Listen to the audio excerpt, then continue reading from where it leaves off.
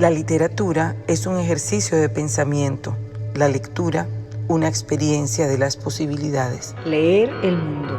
Leer el mundo. Leer el mundo. Leer el mundo. Leer el mundo es el capítulo de literatura del programa Escuela en Casa de la Secretaría de Educación de la Gobernación del Atlántico y la Fundación Círculo Abierto. Nos acompaña hoy la escritora mexicana Mariana Oliver, autora del ensayo literario Aves Migratorias.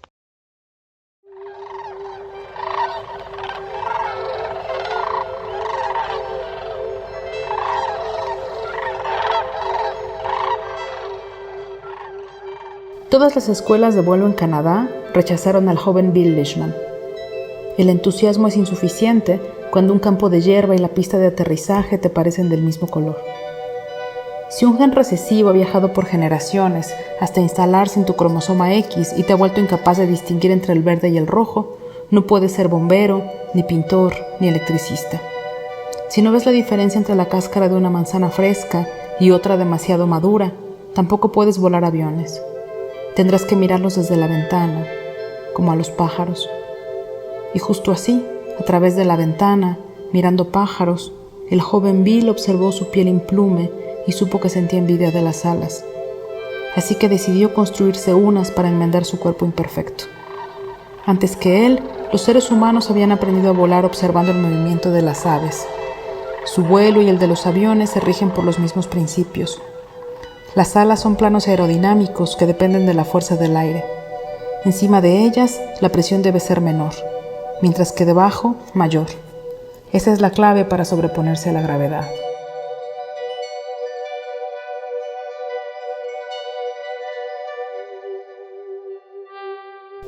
Una de las ventajas de crecer en el campo es que el patio trasero de cualquier casa se puede convertir en pista de práctica de vuelo.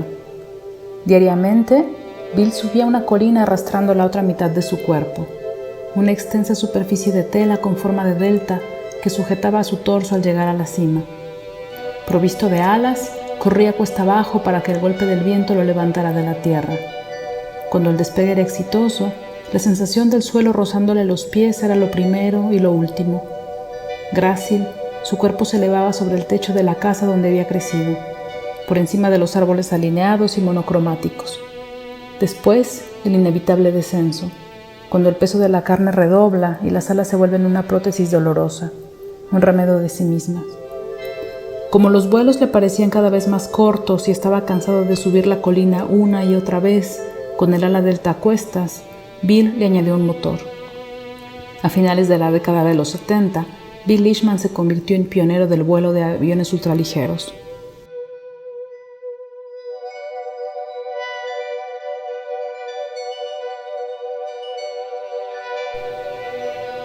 Algunas veces, de manera inesperada, es posible anticipar fragmentos del futuro en un momento. Hay destellos que desgarran el curso de lo cotidiano, una epifanía de la que después no es posible desprenderse. En medio de un vuelo de práctica, Bill se dio cuenta de que no estaba solo. Lo envolvía una bandada numerosa de patos que migraba hacia el sur. Durante unos minutos, la velocidad de las aves y la velocidad de su ultraligero se sincronizaron y recorrieron juntos algunos metros. Era como si su cuerpo se hubiera multiplicado. Volando entre aves, Bill se convirtió en una.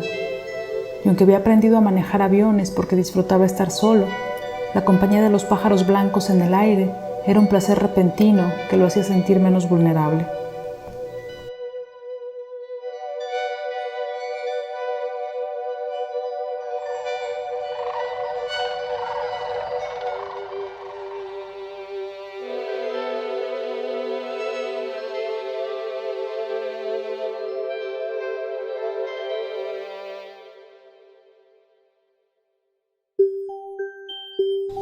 Estaba de vacaciones en Washington. Era Semana Santa y el frío era un frío al que yo no estoy acostumbrada. De ese frío con viento que te quema las mejillas y no te deja caminar. Entre los planes acordamos una visita al zoológico. Yo no soy afecta a visitarlos, pero al final cedí. Llegamos y nos dieron un mapa. Vimos hipopótamos, vimos elefantes. Yo no quise acercarme demasiado al sitio de los leones. Cuando llegamos a la zona de las aves, había una jaula enorme y vacía con una cédula. Hablaba sobre las grullas trompeteras, una especie en peligro de extinción que se salvó de desaparecer gracias a un hombre que las había guiado en un ultraligero durante su viaje migratorio. A un lado de la cédula había un mapa de América del Norte con el trazo de la ruta de migración. Era toda una hazaña. Pensé que era un hombre que de alguna manera se había vuelto pájaro. Y la historia me pareció familiar. Una historia que ya conocía o que había leído de alguna parte. Y sí, era la trama de una película de mi infancia. En español se llama Volando a casa y salió en cines en 1996. Para entonces yo tenía 10 años. Pero la trama era un poco distinta.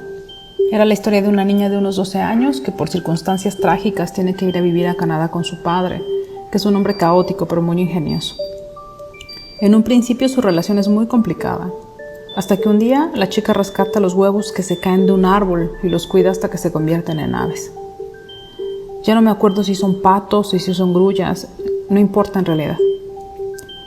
Su padre se vuelve su cómplice en esa labor de cuidado y es ahí donde se encuentra. La tensión de la película llega a su clímax cuando se dan cuenta de que las aves tienen que migrar o no van a sobrevivir. Entonces los dos deciden que les van a enseñar, aún con la idea de que las aves no van a volver, de que eso que los ha unido probablemente desaparecerá. Es una apuesta arriesgada. Así que él diseña un avión, y no solo eso, sino que le enseña a su hija a volarlo. En la película los dos guían a las aves en su largo viaje migratorio. Como se trata de una película para niños, todo termina bien, desde luego. Y en la vida real, también las grullas encontraron su punto de llegada.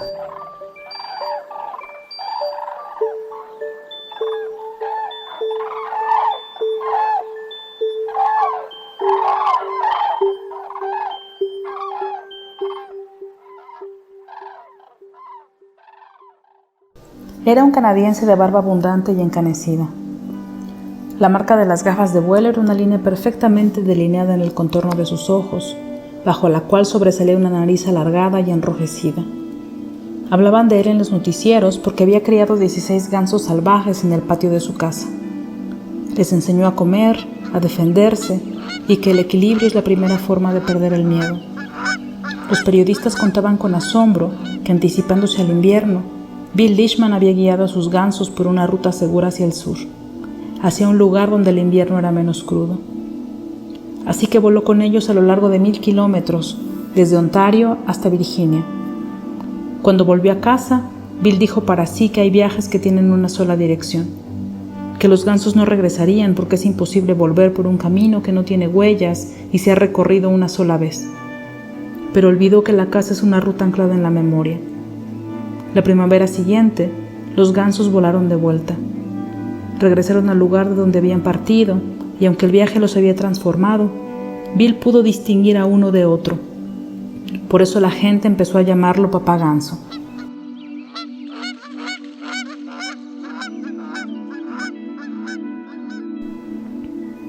Algunas especies de aves son animales ingenuos. Al salir del cascarón, confía en su vida a la primera entidad con la que tienen contacto, ya sea su madre, su padre o cualquier otro ser vivo o mecánico. Lo siguen a donde vaya, imitan sus movimientos para agradarle y así asegurar su supervivencia. Los niños construyen vínculos con sus padres de manera similar, por eso reproducen sus gestos y sus posturas. Aprenden rápidamente a usar palabras y frases que no entienden como si fueran propias. La casa también es un gesto duplicado. Hay una fotografía famosa que ilustra este comportamiento. Muestra a un hombre mayor que camina en medio del campo. Usa pantalón corto y una camisa holgada. Meditabundo, mira hacia el suelo y fuma de su pipa. Tras él camina una fila de patos jóvenes que parecen apresurados. El hombre es Konrad Lorenz, un zoólogo austriaco que se dedicó a estudiar la conducta de las aves.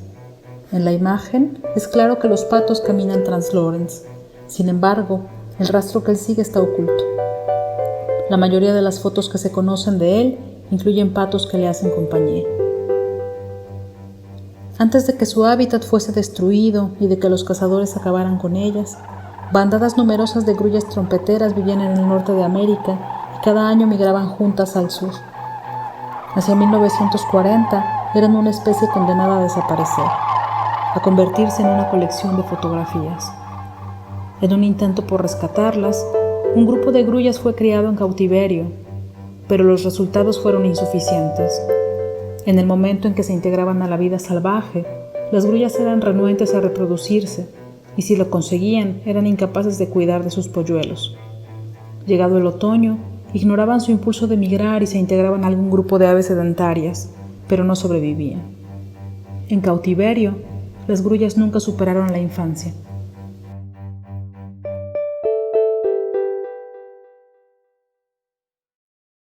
Ojalá lo hubiera entrevistado antes de escribir este ensayo, pero conversé con Jorge Cerón, un biólogo mexicano que trabaja en el cuidado del hábitat de las aves migratorias en una asociación que tiene sedes en México, Estados Unidos y Canadá.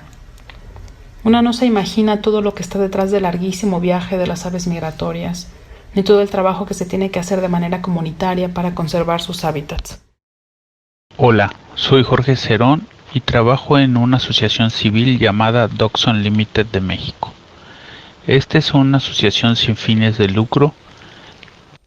La misión de esta organización es proteger, mejorar, restaurar y rehabilitar y proveer elementos para el manejo de los hábitats de importancia para las aves acuáticas residentes y migratorias en México. Además, parte fundamental de su misión es concientizar y estimular la participación de la sociedad. Para esto, la organización realiza diferentes actividades vinculadas en un plan de 4 ejes. Estos 4 ejes son el de conservación y restauración, monitoreo y evaluación, el eje de las dimensiones humanas, y todos están enlazados en un eje principal que es el de la política pública. Como les había comentado, estos 4 ejes nos permiten vincularnos a través de acciones para proteger y conservar el hábitat que usan las aves migratorias en México. A través de estos 4 ejes buscamos beneficiar y proteger los hábitats que utilizan las aves residentes y migratorias en México. Con esto nosotros podemos realizar diferentes acciones que van a repercutir en el estado de conservación de estos grupos de gran importancia. Y bueno, es así que entonces nuestro trabajo se relaciona directamente con las aves migratorias, aunque particularmente la mayor parte de nuestras acciones están enfocadas a su hábitat. Es decir, una de las misiones o directrices que tenemos es realmente conservar y proteger su hábitat, ya que ellas son un recurso que constantemente se va moviendo. En contraste con otras organizaciones, el trabajo de nosotros se enfoca en el hábitat, que es la forma en la que podremos garantizar que las aves residentes y migratorias puedan utilizar estos sitios y año con año lo puedan seguir utilizando durante su ciclo de vida. Los ejes en los que actualmente enfocamos muchos esfuerzos es el eje de las dimensiones humanas.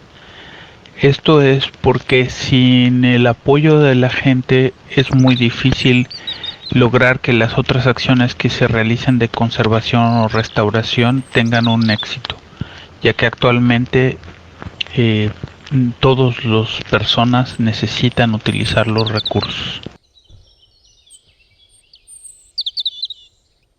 Como el trabajo de Jorge me parece poco común y por lo mismo me genera mucha curiosidad, la pregunta obligada era cuáles habían sido las experiencias más gratificantes a lo largo de sus años trabajando con aves migratorias. Algunas de las experiencias más enriquecedoras en mi vida profesional ha sido el visitar los diferentes hábitats que usan durante la migración, no solo en México sino en otros países, y poder comparar o tener presente las similitudes y las diferencias que tienen. A veces nos cuesta imaginar realmente la dimensión del esfuerzo que hacen para poder migrar. En algunos casos hay especies que vuelan más de 8,000 kilómetros durante alguna etapa de su ciclo de vida, y es algo realmente muy impresionante. Otra experiencia que ha sido muy grata es poder realizar censos aéreos para estimar el uso de hábitat que tienen en diferentes sitios de México. Tener esas vistas desde otro punto de referencia ha sido muy gratificante. Partiendo desde este punto de vista, ellas pues realmente solo buscan sobrevivir y encontrar alimento, ya que las condiciones climáticas cambian.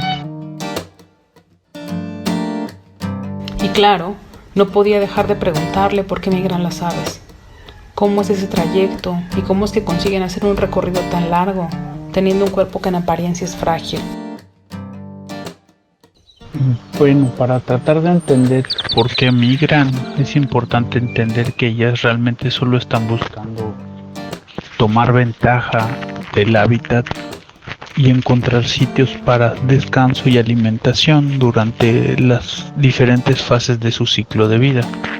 En algún otro momento de su ciclo de vida lo que buscan es un sitio que les provea la seguridad necesaria para poder reproducirse. Los hábitats en los que ellos descansan, se alimentan durante la migración les van sirviendo para acumular energía que les va a permitir tener un mayor éxito en la reproducción y obviamente concluir el largo viaje que a veces realizan de migración. En algunas especies se han registrado vuelos de más de 5,000 kilómetros desde la parte de Alaska hasta Baja California, México.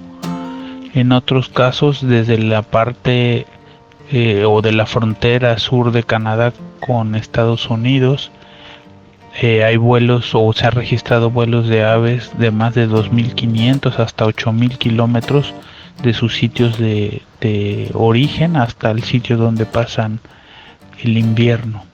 Esto es para patos y gansos.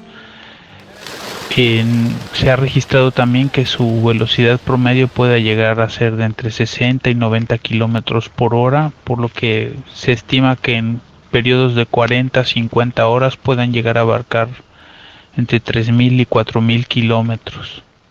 Y esto se ve reflejado cuando un ave migra y tiene éxito, pues va a poder reproducirse al final de esa temporada y tener descendencia. Algunas otras especies, sobre todo de aves playeras, tienen migraciones que abarcan prácticamente todo el continente, en el caso del continente americano, que migran desde la parte norte del hemisferio norte hasta el sur del hemisferio sur. En algunos casos estos vuelos no son directos, van haciendo escalas para descansar y alimentarse, y en otros casos procuran hacer estos vuelos casi de forma directa. Esto va a depender también de las condiciones de ambiente y del clima. Ellas aprovechan muchos de los vientos que les favorecen para hacer un menor uso de la energía que han almacenado en sus cuerpos. También se estima que pueden volar a muy poca altura, pero también se ha registrado que llegan a volar hasta más de 6,000 metros sobre el nivel del mar. Esto pues va a estar muy relacionado con la eficiencia de vuelo y el consumo de energía. Ellas por eso tienen que almacenar suficiente energía durante los diferentes periodos para poder concretar estos vuelos migratorios. Esto varía de especie a especie. Diferentes estudios tienen una idea de varias rutas migratorias, sin embargo estas son sitios o modelos de cómo pueden ir utilizando estos corredores las aves. Sin embargo, esto no quiere decir que siempre las utilicen de esa forma. Se ha podido registrar que existe una mezcla entre estas localizaciones que utilizan durante el invierno, y aunque siguen un patrón, digamos, general, no siempre es no es un reglamento o una ley escrita.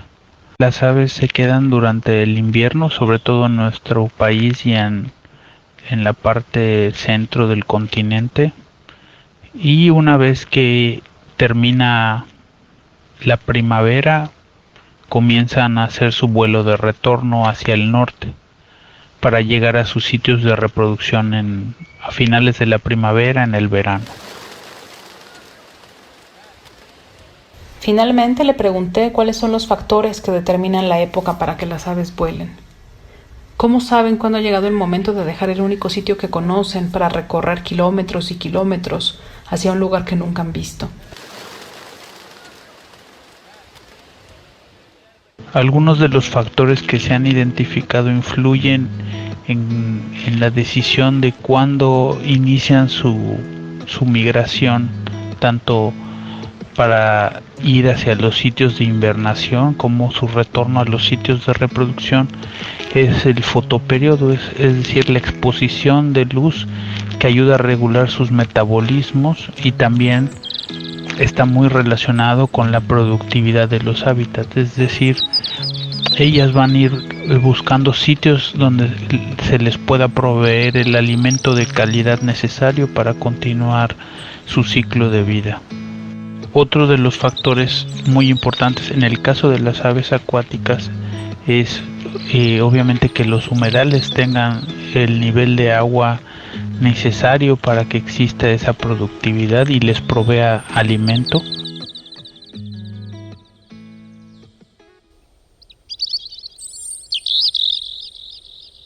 Leer el mundo. Leer el mundo. Leer el mundo. Leer el mundo. Leer el mundo. Adriana es otra persona con la que me hubiera gustado conversar mientras escribía este ensayo.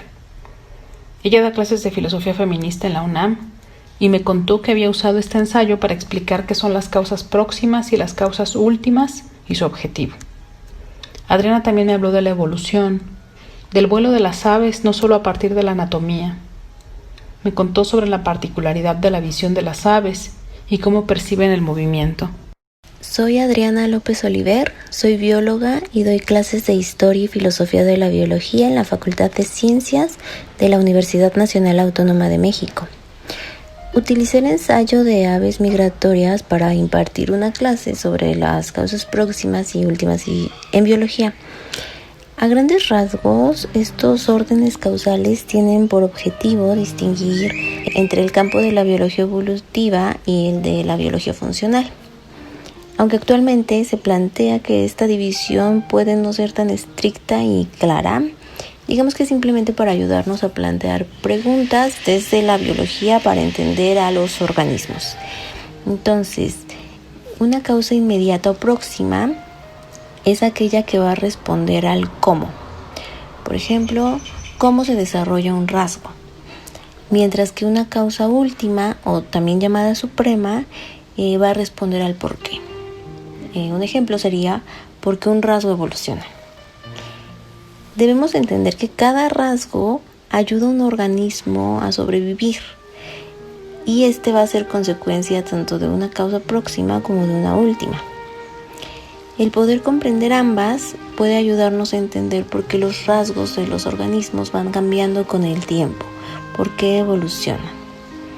Las causas próximas y últimas también actúan sobre un marco de tiempo muy diferente. Las próximas tienen que ver con lo que ocurre durante la vida de un individuo, mientras que las causas finales o últimas se basan en lo que le ha ocurrido a la población entera durante muchas generaciones. Ambas causas van a estar conectadas y nos van a ayudar a comprender cómo han evolucionado los rasgos y las características que benefician a los seres vivos. Entonces, con el ensayo de aves migratorias, yo me pregunté cómo vuelan las aves, cómo le hacen para no chocar con los árboles, con postes, cómo logran volar en bandada. Las respuestas a estas preguntas entran en la categoría de causas próximas y para responderlas no solo debemos enfocarnos en la anatomía de las alas, la visión es igual de importante. Las aves, en general, dependen en gran medida de su visión para moverse. Su rango de visión capta la luz verde, roja y azul, igual que los primates. Pero las aves, a diferencia de los primates, van a captar otro rango de luz, que es el rango de luz ultravioleta. Este está por encima de la longitud de onda del azul. Si nos vamos a la anatomía, los ojos de las aves van a tener un posicionamiento de las lentes que les van a permitir enfocar mejor las imágenes laterales, superando así la visión de los reptiles. También cuentan con una mayor cantidad de células receptoras de luz en la retina, y esto les va a dar una mayor nitidez y capacidad para diferenciar los tonos de los colores.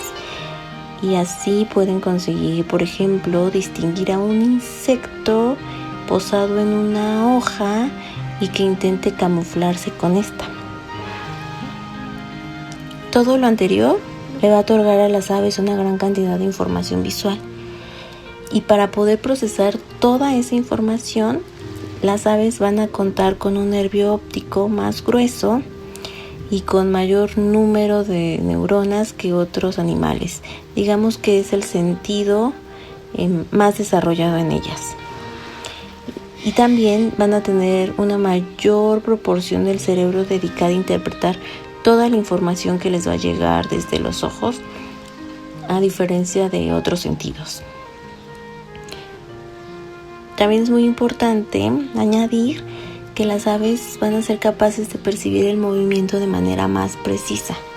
Ellas pueden recibir hasta 100 imágenes por segundo, mientras que el ojo humano, por ejemplo, solo va a poder percibir 25.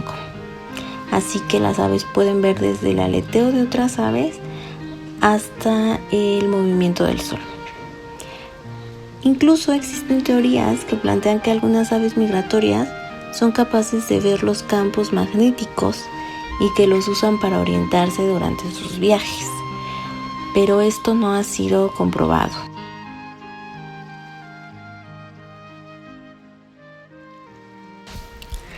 La visión especial de las aves no es el único ni el principal factor que hace posible el vuelo. Las alas y el plumaje también están muy relacionados. Sin embargo, existen otros factores que intervienen. Las aves no son los únicos animales capaces de volar. Existen insectos que lo hacen, y entre los vertebrados hay otros grupos con esta característica.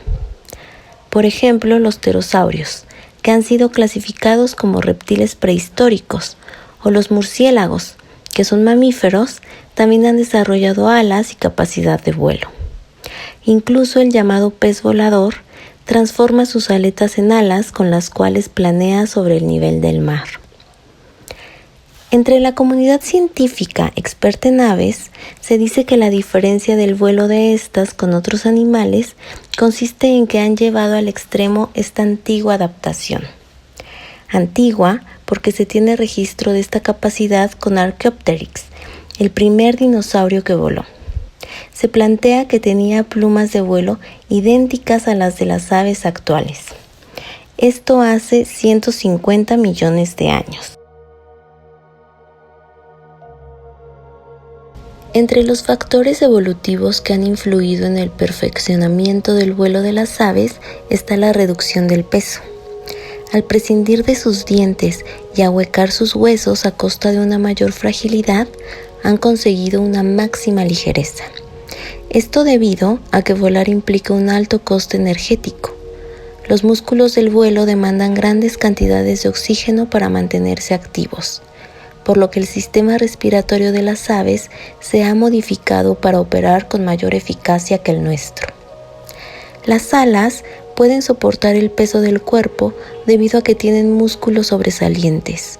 Además, las plumas les permiten lidiar con las distintas corrientes de aire. A esto debemos sumarle el desempeño de la cola, que opera como un timón. La forma de las alas permite a las aves alcanzar niveles de presión perfectos para poder levantar su cuerpo en el aire y salir despegadas. Las plumas son el tejido clave del vuelo de las aves y la mayor ventaja que tienen sobre otros animales voladores, ya que cada pluma se controla de manera independiente y permite modular el vuelo. El color de las plumas también es sumamente importante. Cuanto más negras, mejor, ya que la melanina les hace más resistentes. Si observamos una paloma blanca con detenimiento, podremos ver que tiene la punta de sus alas oscuras. El color otorga resistencia. Sin embargo, hay aves que no vuelan porque su evolución se ha dirigido de tal manera que han perdido esa capacidad. Es importante señalar que todas las especies de aves no voladoras que existen en la actualidad descienden de aves antiguas que sí tenían la capacidad de desplazarse por el aire. Se plantea que una de las causas que motivó que varias especies eliminaran esta capacidad fue la ausencia de depredadores en el medio. Poco a poco, el vuelo se convirtió en una actividad infrecuente, pues suponía un gasto energético innecesario. Eso explica por qué varias aves que no vuelan son endémicas de islas, en las cuales no llegaban especies de animales depredadores. Otras especies desarrollaron un tamaño mayor al que ya tenían antiguamente, con el fin de atrapar con mayor facilidad a sus presas. Recordemos que a mayor tamaño, más peso, por lo que volar se convirtió en una tarea muy difícil para ellas. Esto no implica que todas las aves no voladoras sean de gran tamaño. También existen algunas pequeñas. Entre las características comunes de muchas aves que no vuelan, podemos encontrar las siguientes. Sus cuerpos tienen la capacidad de correr y nadar. Los huesos de las alas son más pequeños y pesados que en las aves voladoras. No presentan quilla en el pecho, que es un músculo que permite a las aves voladoras batir las alas. Muestran abundancia de plumaje, pues no necesitan disminuir el peso de su cuerpo. Entre los ejemplos más conocidos podemos encontrar a los pingüinos, que no pueden volar, pero sí tienen una gran capacidad para nadar y bucear. También podemos encontrar a las avestruces, que son las aves vivas más grandes y rápidas del mundo. Pueden crecer hasta casi alcanzar los 3 metros de largo y pesan más de 150 kilos. Sus huevos también son los más grandes del mundo entre las aves. Sus piernas son fuertes y pueden patear en defensa y correr a grandes velocidades. Y claro, tenía que preguntarle también por qué migran las aves, por qué regresan y cómo funciona su memoria. Quería saber también por qué algunas se pierden, por ejemplo. Debemos entender que las migraciones no son más que desplazamientos que se realizan de forma periódica. Suelen ocurrir en manada, grupos o bandadas. Entre las principales causas de migración se tienen los cambios de temperatura que ocurren durante las distintas estaciones del año. El frío del invierno y el aumento de temperatura en verano hace que muchas de las especies migren para sobrevivir. La reproducción o supervivencia también son factores. Muchos animales se ven obligados a cambiar de hábitat para poder aparearse o para buscar alimentos que les permitan sobrevivir. También lo hacen para poder huir de sus depredadores. Algunos animales se ven obligados a desplazarse porque se sienten amenazados por otras especies, por lo que buscan refugio ante situaciones de riesgo. Considero que sería interesante pensar en las similitudes entre la migración humana y la del resto de los animales que la realizan.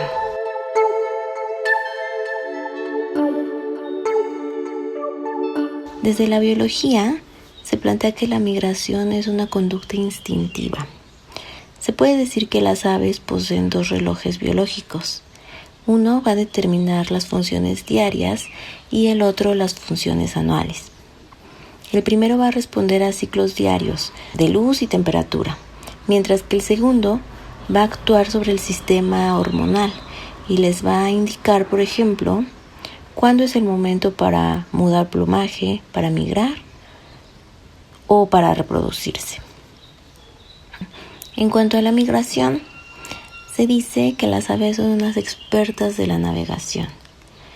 Para que puedan llegar a su destino, tienen que conocer la dirección en la que deben volar. Deben saber orientarse y además ser capaces de reconocer el sitio final. Existen muchas teorías acerca de la migración de las aves y de cómo hallan su camino. Una postula que usan el magnetismo terrestre para guiarse.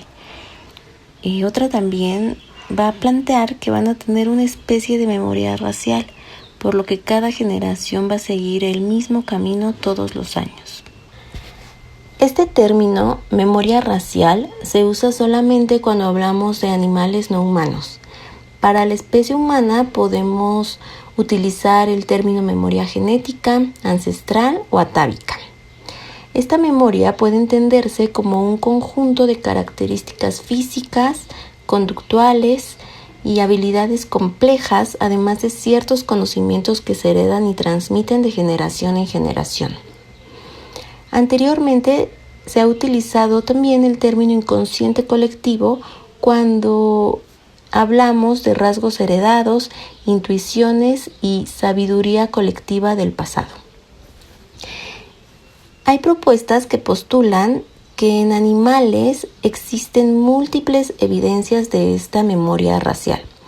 El ejemplo clásico de estas capacidades complejas heredadas es el de las mariposas monarcas.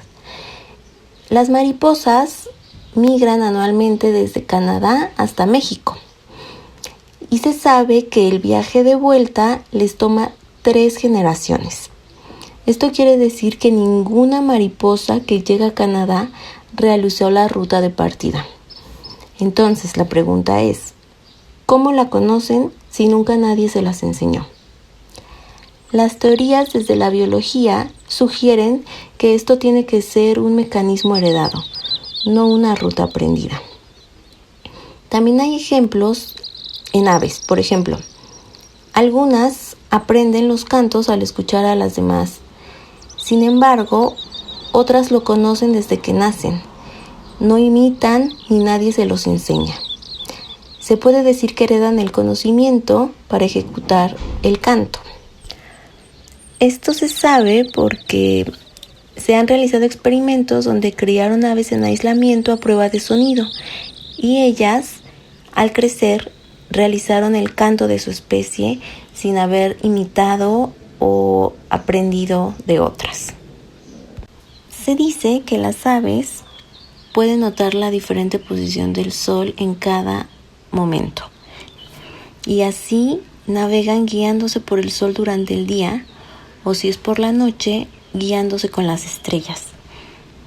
Esto explicaría por qué algunas aves se pierden en la niebla cuando migran. Otra razón que se da a la pérdida de la dirección es que en cierta medida las aves usan también puntos de referencia terrestres y se basan en el hecho de que las aves al migrar no suelen volar tan alto. Es alrededor de unos 100 metros de altura.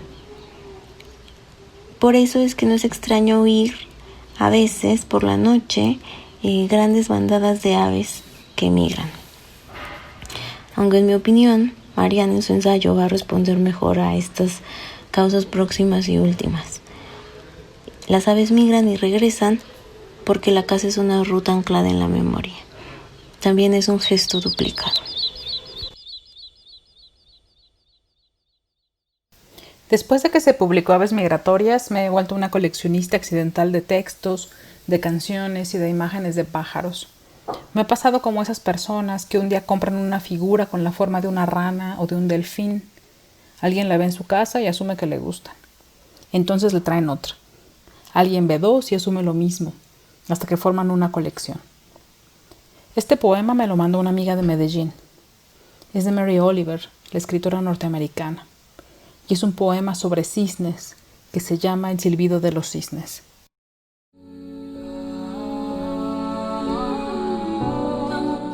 Inclinas la cabeza cuando rezas o miras al cielo azul.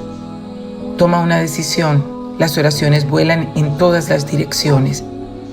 Y no te preocupes del idioma que uses. No hay duda de que Dios los entiende todos. Incluso cuando los cisnes vuelan hacia el norte y hacen ese alboroto, Dios seguramente está escuchando y comprendiendo. Rumi decía, no hay prueba alguna del alma, pero ¿No es la llegada de la primavera y el modo en el que brota en nuestros corazones una buena señal? Sí, lo sé, el silencio de Dios nunca se quiebra, pero ¿es realmente un problema? Hay cientos de voces después de todo, y además, ¿no crees, solo sugiero, que los cisnes saben tanto como nosotros sobre todo este asunto? Así que escúchalos y obsérvalos cantando mientras vuelan. Toma de todo eso lo que puedas.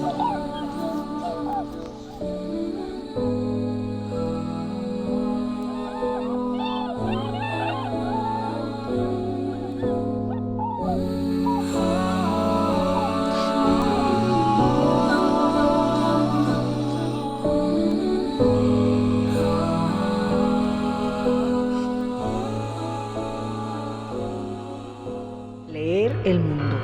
Leer el mundo. Leer el mundo. Leer el mundo. Leer el mundo. Leer el mundo. Cuando estaba buscando información acerca de las grullas, recordé que es una figura de origami muy popular. El origami es el arte de hacer figuras doblando papel, pero sin utilizar pegamento ni tijeras. Hacer grullas de papel se hizo popular desde hace décadas. La historia que desencadenó esta tradición se remonta a la guerra de Hiroshima y a la explosión de la bomba atómica. Las grullas de origami se convirtieron en un símbolo de paz a partir de la historia de una niña japonesa que deseaba curarse de la enfermedad que le produjo la radiación. Mientras se encontraba en el hospital, una amiga le aconsejó hacer grullas de papel para curarse, porque en Japón existe una leyenda que dice que a cualquier persona que haga 1000 grullas le será concedido un deseo. Por supuesto, el suyo era curarse, pero deseaba también que la guerra terminara. La niña murió antes de haber terminado con las 1000 grullas, pero sus amigos se organizaron y terminaron con esta labor. Así, las grullas de papel se convirtieron en el símbolo de un deseo de salud y de paz. Mientras escribía el ensayo, me entretenía haciendo grullas de papel. Debo haber armado unas 50 que fui regalando entre mis amigos. Busqué las instrucciones para hacerlas y de tanto repetirlo, me lo aprendí de memoria. Hacer una grulla de papel es muy fácil. Solamente necesitas una hoja cuadrada. Si tienes una hoja pequeña, tendrás una grulla pequeña. Y si utilizas una hoja de papel más grande, tu grulla será más grande. Lo único importante es que la hoja sea cuadrada. Si es la primera vez que lo vas a hacer, es mejor que utilices una hoja de papel que sea más grande, ya que realizar los pliegues es mucho más sencillo. Ten en cuenta que si es la primera grulla de papel que vas a realizar, es posible que no te salga bien, entonces tendrás que repetirlo. Si el papel que vas a utilizar solamente tiene una cara de color, tienes que comenzar con el lado coloreado hacia arriba. Primero, dobla el papel por la mitad en diagonal. Una vez que tengas este triángulo, dóblalo por la mitad una vez más. Marca muy bien cada uno de los dobleces para que te sea más fácil hacerlo. Abre uno de los triángulos y dóblalo para hacer una vez más un cuadrado. Voltea la figura y haz lo mismo del otro lado. Una vez que lo tengas, dobla la solapa derecha y la izquierda hacia el centro. Es decir, los bordes de cada lado tienen que tocarse y tienen que alinearse con el pliegue central para formar una línea vertical. Una vez que hayas marcado muy bien los dobleces, dobla la parte superior hacia ti, como si quisieras acercártelo a la cara. Y extiende la hoja hacia abajo, como si quisieras formar otra vez un cuadrado.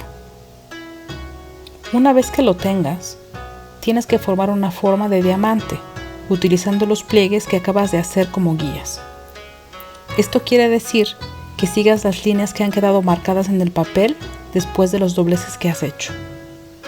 Tiene que quedarte un diamante muy alargado. Haz exactamente lo mismo en el otro lado.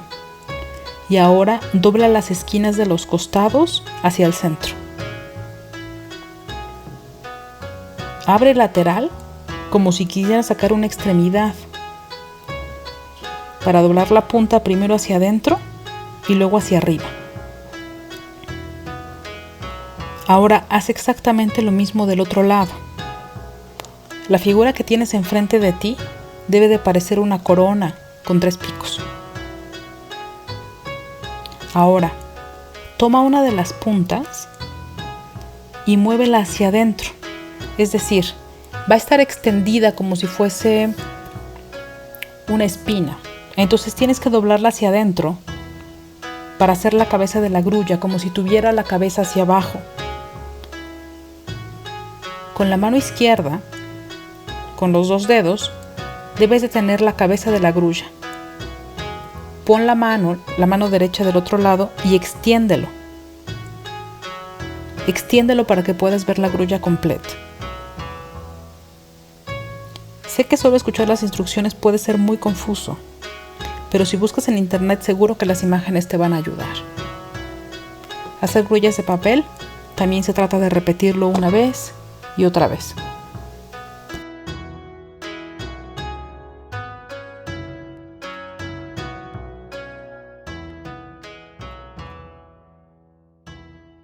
Cuando estoy escribiendo sobre experiencias que siento lejos de mí, como el vuelo en este caso, procuro hablar con gente que me pueda contar cosas. Alguien que lo haya visto más acá que yo. Así que estuve buscando a quienes se hubieran lanzado de un parapente o de un paracaídas para poder imaginar siquiera a la distancia esa experiencia del cuerpo en el vuelo. Sin embargo, las experiencias que me contaron fueron totalmente distintas. Ella es Jenny. Se lanzó de un parapente en la isla de Cuba. Cuando me subí al parapente no tenía ni idea de cómo iba a ser el vuelo. O sea, simplemente me dijeron, vamos aquí a volar en parapente, pero no sabía mucho del tema. Así que me llevaron a una loma, como a una montaña. Yo estaba en un campismo, que son unos lugares en Cuba que tienen playas y como cabañas. Así que subí ahí de sorpresa, andaba en chanclas, con el bikini puesto, no estaba ni siquiera vestida apropiadamente. Así que me tiré una toalla arriba y me engancharon todos los arneses y a volar. Y mi esposo, que era mi novio en aquel momento, voló antes que yo con otra persona y nada más que lo oía gritando, Jenny, Jenny. Y yo decía, bueno, yo voy atrás, pero yo ni siquiera sé cómo va a funcionar esto. Pero fue increíble, porque de pronto no pesas nada, o sea, sientes como que flotas así en el aire, porque quizás vas en un helicóptero, un avión y tú sientes un ruido, pero el parapente es como si tú estuvieras colgada de hilos, o sea que ni te sientes tú misma, simplemente estás colgando y volando. Y el lugar para volar era muy lindo porque era mar y montaña, que dicen ellos que es lo necesario para poder volar. Necesitas que la montaña cree como un muro de aire. Y así fue. Y después el aterrizaje también fue rarísimo porque aterrizamos encima de un montón de cabañas como en las casas hasta llegar al piso. Pero fue muy divertido y lo repetiría muchísimas veces si pudiera. Y eso es todo.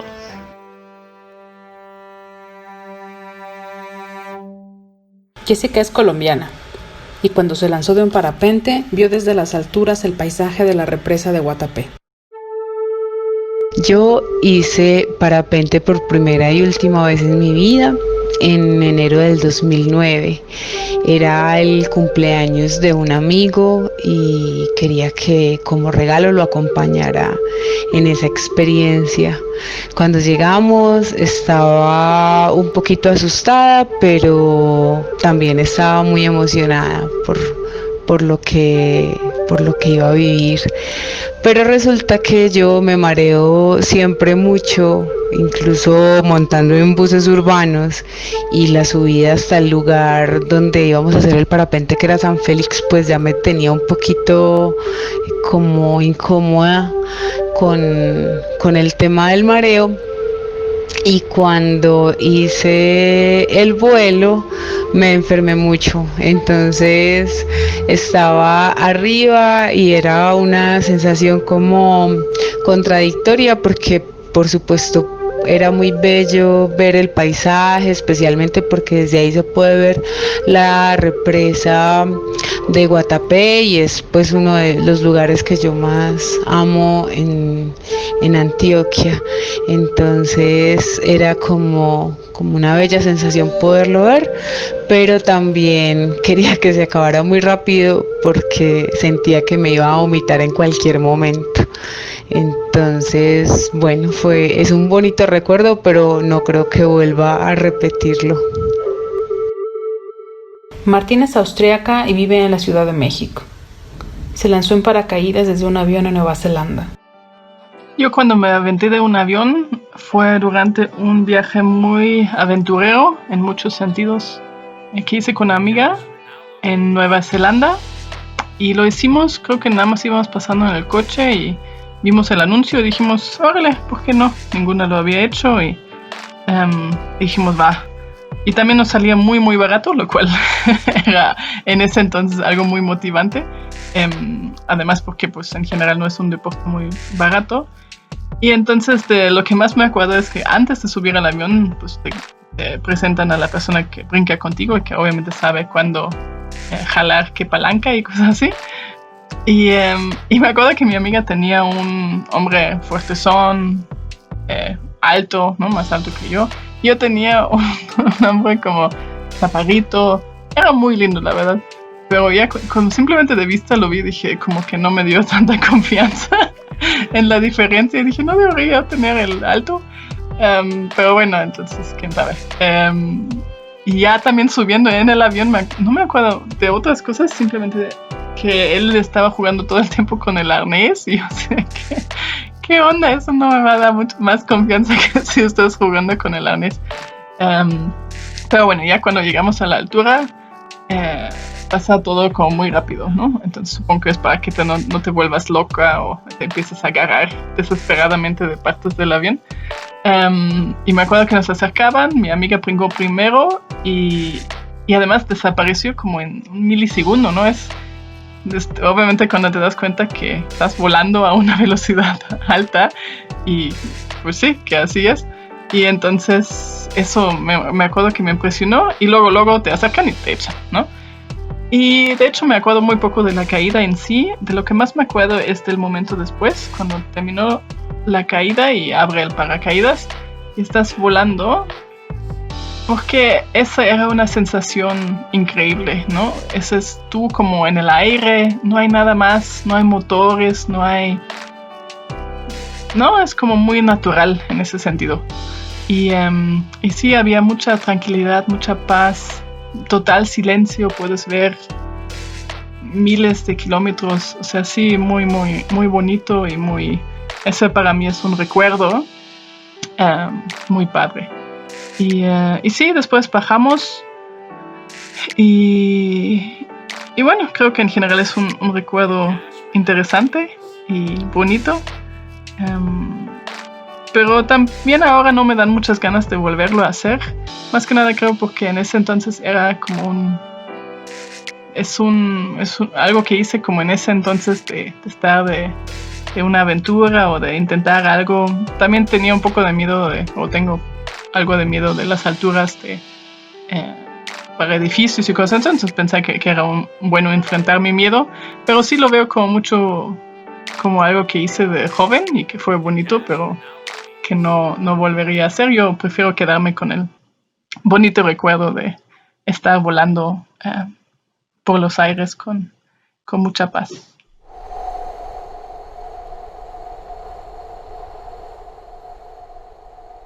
La migración es una de las pautas de conducta más fascinantes en algunas especies de aves. Una necesidad de repetición que nunca las abandona y las obliga a recorrer grandes distancias, aunque en el camino se jueguen la vida. Por eso siempre vuelan en grupo. En la bandada, el ave que hace de guía y punta es la primera en romper el viento. Así el choque que reciben las demás es menor. Día tras día intercambian posiciones para distribuir el esfuerzo del viaje. Entre las aves migratorias, la permanencia significa aceptar la muerte. Hace algunos años, Bill Leishman se integró a un grupo de investigadores que intentaba rescatar a las grullas de la extinción. A alguien se le ocurrió que se había guiado a sus gansos a lo largo de tantos kilómetros y luego estos habían encontrado solos el camino de regreso, podría repetir la hazaña con las grullas. En cautiverio, el trabajo comienza antes de que las grullas nazcan. Los huevos se colocan en incubadoras y 3 veces por día los cuidadores repiten una grabación del sonido del motor de un ultraligero. En cuanto las pequeñas grullas rompen el cascarón, lo primero que ven es una marioneta que tiene forma de ave, que poco a poco les enseña cosas básicas como buscar comida y regular sus ciclos de sueño.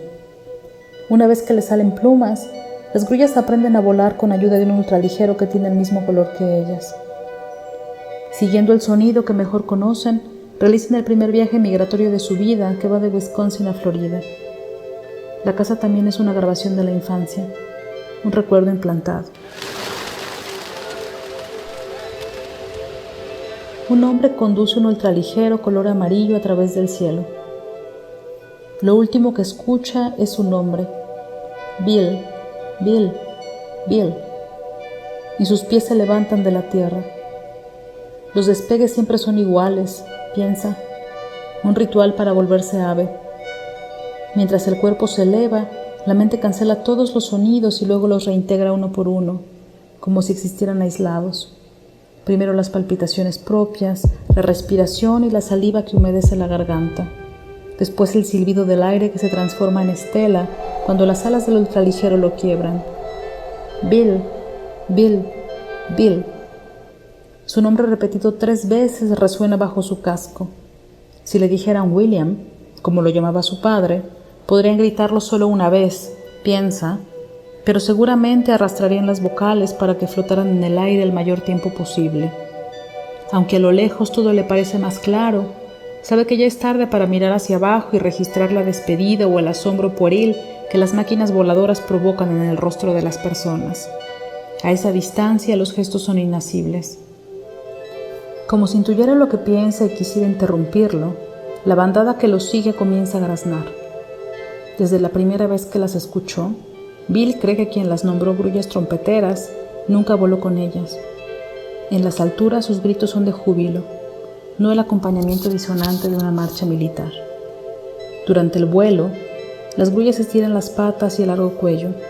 El borde negro en el espejo de sus alas contrasta con las plumas níveas que las revisten. Vencer la gravedad las engrandece, las torna majestuosas. Mientras planean, las grullas parecen trazos de carbón en el cielo. Bill sonríe. Apenas ahora se le ha ocurrido que solo para sus ojos el color de las grullas y del ultraligero es similar. Quienes los miren desde abajo creerán que contemplan una bandada curiosa. Pensarán que las grullas se han vuelto locas porque siguen a un pájaro amarillo.